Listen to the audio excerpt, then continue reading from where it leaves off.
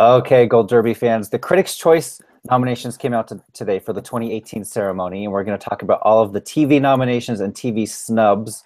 The big news, first of all, is there's no more guest performance categories. So people like Jeffrey Dean Morgan and Alec Baldwin that have won these guest categories in the past, they won't be winning again because they've completely dropped those races. So I'm here with Daniel Montgomery and Zach Laws and Amanda Spears. And Amanda, I'm going to come to you first. What was your biggest, most shocking snub? Like, who didn't make it in that you were completely surprised by? Well, there's two actually. No Kate McKinnon, no Julia Louis-Dreyfus. Right. So that's a big overhaul for comedy actress, and I really love that group. I don't love all of their performances, but I love that somebody new is going to win something, and that'll be a fun change of pace. And Kate McKinnon just won a year ago. Yeah, she won best. I mean, everybody was a little shocked when they put her in best actress. And the critics really didn't like Saturday Night Live this year. It got snubbed across the board, not a single nomination. Zach, what's your biggest snub? My biggest snub is more like my biggest snubs, plural. Where the hell is Twin Peaks in this list of nominees? I mean, was it ineligible? Were there questions about category placement, whether it was a limited series or a drama series? I mean, by and large, personal feelings aside from any one person, this is one of the best reviewed TV shows of the year, in years, really. I mean, and looking at some of these nominees, not to put shame to any of them, it's kind of surprising that it's like, really, you put that in there and not this? I mean, it's just kind of mind-boggling to me that a group of critics would leave out something that acclaimed and that good.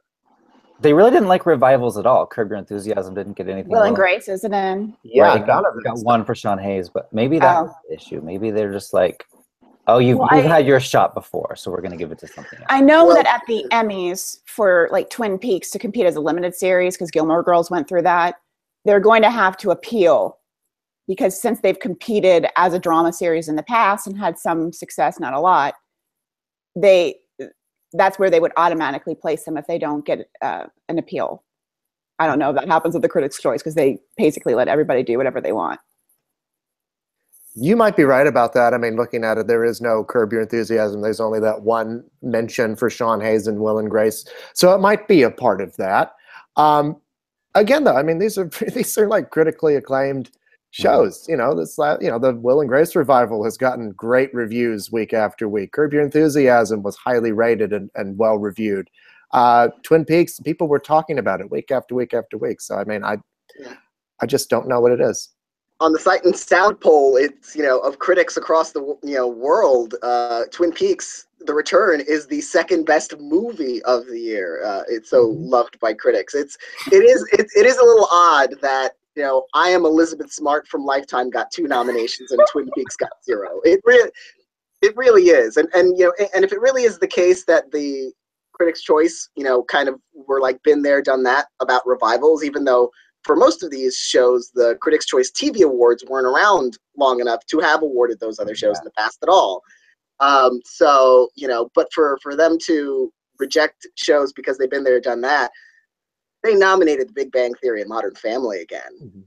It's like... They're not having resurgences in their seasons, so there's... They reached back, but they didn't reach far enough back in terms of TV memory. I will say that The Night Of was snubbed last year at the Critics' Choice, and it got its Golden Globes loved it, Emmys loved it, Gold Derby Awards loved it. So even though Twin Peaks may have been snubbed here, there's still chances at other award shows. What was your big snub, Daniel? Well, my big snub was Twin Peaks, although I did prepare a second one because I had a feeling, whichever Zach or I went first was going to mention Twin Peaks, because that was kind of mind-boggling. I still got 2 episodes left. I'm catching up on that revival now. I was the best too. Yeah. The big snub for me, I was disappointed. Like, it wasn't like a lock or anything, but I really thought, given what got in, it deserved to get in. Mindhunter, and Jonathan Groff, especially from David Fincher. I would have thought, okay, this show has a really strong shot to get in. I thought maybe even over This Is Us, which isn't as critically loved in its second season this fall as it was last year. Although it's probably still riding high from its Emmy season. So that was my big disappointment. I will add, besides all of the guest stars being snubbed for from now on there won't be any guest stars, which is kind of Give them a year; they'll change their minds. I would also add The Good Place to that list because we had Kristen Bell get in and we had Ted Danson get in, but no Good Place for comedy series. And did you notice there's only 6 this year for Best Comedy and Best Drama, whereas there's been 7 in the past few ceremonies. So I'm not sure why they decided to lower that number. I will say those 2 nominations that you mentioned for Ted Danson and Kristen Bell were my favorite nominees of the year, just because I think that's a show that is so good, and it got totally skunked at the Emmys and at the Golden Globes, and it really deserves to have as much awards recognition as possible. So I mean, it is disappointing that it didn't get into comedy series, but I'll take what little nuggets they give us there. Right. Oh, there was one more snub that I thought was a little funny, considering, and I mean this is no disrespect to Alana Bowden or Jessica Biel. Where's Susan Sarandon? That's a weird one. I mean, I've never even heard of this movie on Lifetime. Oh boy. And I'm Feud, sorry. Betty and Joan had the most nominations. It had 6, more than any other program. But yeah, Susan Sarandon didn't get in. That's very. I wonder if her politics had something to do with it. It might have been partly her politics. It might have just been that that Jessica Lange performance is sucks up so much air in the room that it might just be, these newer programs that are more recent. Jessica Lange, they're remembering her from earlier in the year, but Susan Sarandon keeps moving down the list. I think I moved her out of my Golden Globe predictions. I've got Jessica Lange just getting in there, and I think I moved in Jessica Biel. Because the Critics' Choice Awards and the Golden Globes, they like what's recent. Also, that was a smart movie. Must have really been something. I mean, they nominated the 2 Caucasian actors from Roots last year in the supporting care. Let's not give them that much credit. Like, don't go look up the movie thinking you're about to see some great. Never mind. So, what about our favorite nominations? Like, snubs are fun to talk about, but mine, I'll just start. Mine is Evan Peters for American Horror Story Cold. I'm so glad he got in. This is his first major nomination. He's never got into the Critics' Choice or the Emmys or the Golden Globes. So kudos to Evan. Amanda, what about yours? What's you're so happy that this person got in or this show got in? Well, since she retweeted me and called me a genius, I'm going to go with Katrina Balfe. Yeah. A great mind. So now that I've fulfilled my Outlander contractual obligation, I really love that they remembered Godless. Although I would have really appreciated seeing Merritt Weaver. Look out for her at Emmy time. She will need a speech this year. It would not shock me. She is, and all the reviews were about her, but I really was appreciative that they included Jeff Daniels, and Jack O'Connell was really great. It's one of those that if you stick with it till the end, you get a really great hour. Yeah, Netflix had a really good year. They had 20 nominations overall, more than any other network. And they're going to try and crack the limited series race this year. And that's a smart way of kind of starting winning series races, like one of the big ones. Yeah, so the lesson is that the Critics' Choice Award voters have Netflix subscriptions, but they're in desperate need of Showtime anytime. Well, don't forget they nominated a Showtime star last year, Mandy Patinkin, for not even appearing at all because Homeland hadn't aired. So sometimes they do like Showtime. They don't like Riley, though, because he's the one who got it. Yeah, Riley Chow. Daniel, what's your favorite nomination? Or did you mention it already? No, my favorite nominations are the Making America Great Again, the 2 American nominees. You got American Vandal for Best Limited Series, which I absolutely loved. And they're coming back with another season of that, so I wasn't sure exactly where that would be categorized since the first season is a self-contained kind of story. So maybe they're going to do another season of another kind of story on that one. And then in drama series, American Gods, which I've been so banging the drum for that show all year, and I'm really hoping that it does well at the Globes also, because the Golden Globes like the Stars Network better than the Emmys have, generally speaking. So I think now with these Critics' Choice nominations, it might be before it seemed like a long shot that I was predicting. I was like, oh, I think American Gods has a good shot here at the Golden Globes. Now I think it's really possible, and that's exciting.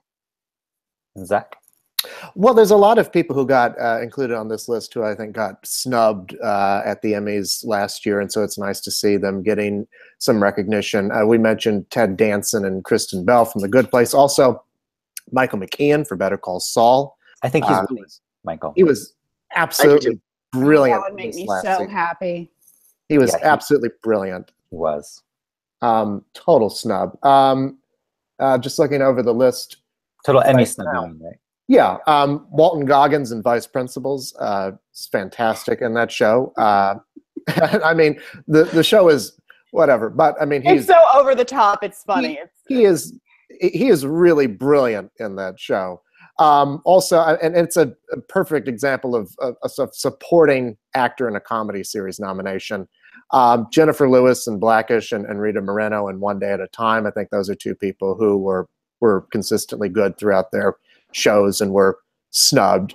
Modern Family is old in the tooth, but it's nice to see Ed O'Neill coming back because he so often gets overlooked within that show. And somebody who got in that I think stands a chance of getting in at the Globes and next year's Emmys, Alison Brie for Glow. Yeah. You should all watch Daniel's wonderful interview with her, Globe voters and Emmy voters. Yeah, that will actually be going up, I believe, on Friday. Yeah, just to plug it in advance. Absolutely, yes. Everyone, she was delightful. One of my favorite interviews this season. So keep an eye out for that. I'm so happy for Freddie Highmore getting in for Bates Motel. A bit interesting that it's for Bates and not for The Good Doctor. Although when it gets down to voting, I wonder if that'll come into their minds. Like, well, he was in two great shows in 2017. How about Silicon Valley scoring 2 acting nominations? Kumail Nanjiani? Yeah. And Thomas Mildick, no series, but I love Kumail on that season. He was amazing. This is a good day at the Critics' Choice for Kumail Nanjiani. I mean, can we just say between this and his nominations for The Big Sick on the film side in Best Picture, Best Comedy Actor, and Best Screenplay. So, I mean, he's got quite a few chances to collect some hardware at Critics' Choice Awards. And I think he'll actually. I agree. I think when the Prediction Center opened, I looked at those comedy supporting actor nominees, and I was thinking they're going to want to give it to him for. I mean, it's it's Broadcast Television Journalists Association, so it's not quite the same group of voters, but I feel like he's kind of an underdog in a couple of those movie races, and I feel like they're going to want to. And even if he weren't, like the fact that he has The Big Sick in addition to Silicon Valley, they're going to want to check his name off. That was my one of my top 3 favorite movies of the year, and he is my favorite romantic lead. That was so cute. If I had only been in a coma and had a boyfriend, I could have written So what do you guys think will win Best Comedy Series? The nominees are Glow, and this is my order: Glow, Marvelous Mrs. Maisel, Blackish, Patriot, Modern Family, or Big Bang Theory. This one's tough. It's tough, but that is such a cheat. Just put it on me. Well, I'm going to go with Amy Sherman Palladino's show, Miss Maisel, because I would love to see them win something finally. GD, it's about time. Yeah, I could see them doing something like giving Marvelous Mrs. Maisel comedy series, but then giving Alison Brie Best Actress for Glow. Like I could see them splitting that up. They're not like a series +1 kind of like the Globes are. Right. If you're going to pick it for series, you better pick it for something else. And we should remind people that Silicon Valley has won this category twice in a row, and it's completely snubbed here, which is very interesting. Yeah, I think this is a 3-way race. Not hosting it this year. Can't take another sitting of that. Yeah, I think this is probably a 3-way race. Between Glow, Marvelous Mrs. Maisel, and Blackish. if this were the Globes, I would say probably not Blackish, because the Globes are obsessed with what's new, and they wouldn't go with a show that's been on for like 4 seasons. But as you mentioned, Silicon Valley won the last 2 years, so they're not disinclined to vote for something that's been around for a couple of years. So it could be Blackish, and but if it's one of the new shows, I'm not sure which way to go. Whether they'd be more inclined to go with Glow or more of Mrs. Maisel. Miss Maisel is more recent, which could help it because it just came out and it'll be freshest in mind. It also has a little bit more of a snob appeal because it's about this woman trying to be a stand-up comedian. She's trying to break into this male-dominated world. It seems a little bit more relevant than female wrestlers, unless they're all perverts, and that's the only reason they're voting for. I'll stop. Well, I mean, actually, that could just jump off of that. I mean, we had the thing that we have to talk about in regards to any awards ceremony this year is how are current events going to impact votes, because people want to feel like their votes are important and that their votes mean something. And so, I mean, the show like Glow, which is so much about female empowerment, or I'm the butcher, Mrs. Maisel, things like that. I mean, it could really help those shows out with the win, or Blackish as well, like, representing minorities on television. So, I mean, we really do have to take that into consideration when picking what we think is going to win. And also booking the shows. They're going to need extra seat fillers for all the empty spaces where all the sexual harassers have been disinvited from the ceremony. You're going to have half-empty auditoriums. My new reaction every time I see one of these things, I'm like, oh my God, that's so awful.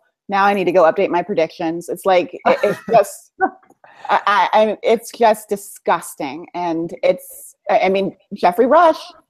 He's another one. He's not in mini actor. He's not a limited series actor. We saw that.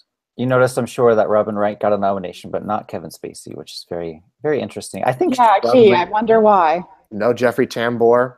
Yeah. So, well, let's switch over to drama series before we close out. Is it going to be The Handmaid's Tale, or is it going to be Stranger Things, or This Is Us, or Game of Thrones, or American Gods, or The Crown? Game of Thrones won last year, as a reminder. Daniel, what do you think? I've got The Handmaid's Tale for the moment, but I think this could be a place Game of Thrones beats it, certainly. Game of Thrones also a little bit more recent and aired during the summer. We know the Golden Globes don't really like Game of Thrones that much. They might change their mind this year, finally. But if they don't, this will be the event where Game of Thrones 7th season gets its first real celebration. So I think it's probably between those two. I don't know. I feel like The Crown and the Stranger Things in season 2, I don't know if they're gonna carry over that electricity that they had after being when they were brand new in season 1, whereas Handmaid's Tale is brand new and Game of Thrones is still the juggernaut that it ever was. So I would guess it's between those two. And Zach? Well, again, I mean, part of the reason why Handmaid's Tale won the Emmy, in addition to being a really good show, is that it was reactionary against Donald Trump. And certainly, I mean, just today, Time Magazine posted their Person of the Year as the women who came forward against sexual harassers. And so this is very prominent in today's society. And I think that this show that is about women being sexually assaulted on a daily basis and standing up for their rights could actually feel very relevant to voters. So I think I'm going with that for right now. And Amanda? I agree. I do still worry that Game of Thrones could take it. It had one of its best seasons. It was really, really buzzed about, and it's a damn shame they don't have that drama guest performer, because Diana Rigg is going to be robbed of her Critics' Choice Award. That was my favorite. I don't think most people win Emmys in one scene, but she definitely made the case for it. And it's unless you're Margot Martindale. Yeah, unless you're Margot Martindale, and she will be the deserving version of that. I I think Stranger Things, as good as it was in a second season, it did have problems. This Is Us has kind of had a few little bumps along their season. We don't know what The Crown is. The Crown may be spectacular. We might all be singing a different tune. It's spectacular. Okay. I've seen the whole thing. Later. We'll talk in a few minutes. But yeah, it could still go Game of Thrones because it aired a little earlier, so they might not feel they need to since it got so many Emmys. Well, thank you everyone for watching. You can go to Gold Derby, make your predictions for the TV Critics' Choice and the Film Critics' Choice Awards and the Golden Globes and the Oscars and all of that fun stuff. So yeah, thanks for watching. We'll see you next time.